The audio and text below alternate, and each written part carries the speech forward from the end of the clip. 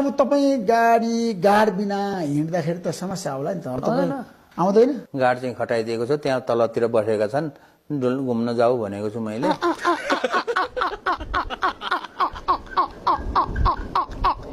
चाहिँदैन तपाईँलाई क्वार्टर पनि नचाहिने भने मन्त्री क्वार्टरमा गएर आनन्दसँग बस्यो हुन्थ्यो नि त किन मन्त्रालयमा बस्नुभयो कहाँ छ र मन्त्री क्वार्टर सबै जलाइसकेको छ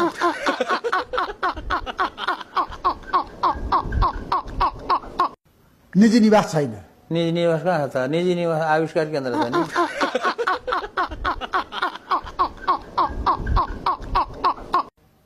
मन्त्रालयमै बस्नु हो यहीँ सुत्नुहुन्छ यहीँ कहाँ जाने खानुहुन्छ। त आफ्नो घरमा बस्नलाई आफ्नो घर हुनु पर्यो होइन गाडीमा चढ्नलाई आफ्नो गाडी हुनु पर्यो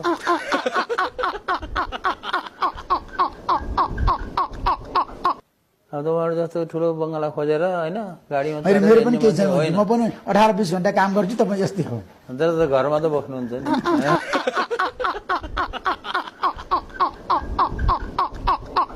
मलाई एकजनाले के भन्नुभएको थियो अमेरिकामा पनि तपाईँले कहिल्यै कपडा किन्नु भएन अरूले दिएको कपडा लाउनु पर्यो हो मेरो कोठा छेउमा अर्को एउटा खैरे केटाको कोठा थियो उसले चाहिँ त्यो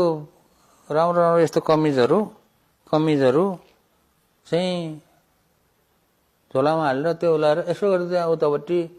त्यो चाहिँ फोहोर फाल्ने उसमा ठ्याक्कै हाल्यो मैले देखेँ मेरो अगाडि देखेँ अनि मैले भने किन फालेको भनेको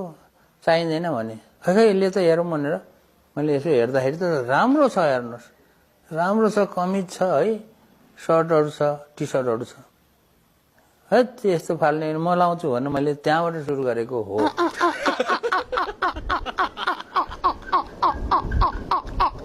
है अहिले पनि नेपालमा पनि किन्नु भएको छैन कपडा कहाँ किनेको त